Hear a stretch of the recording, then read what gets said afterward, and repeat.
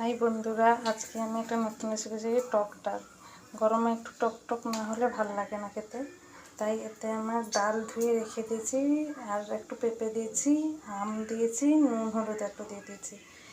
কুকারে করবো। কুকারে তেলটা গরম হয়ে গেছে, তাই লঙ্কা ফোড়ন দিয়ে দেবো। লঙ্কা ফোড়ন দিয়ে দেবো। একটা লঙ্কাই দিয়ে দেবো, যেহেতু আমার মেয়ে আছে খায়, তাই লঙ্কা বেশি দিই না।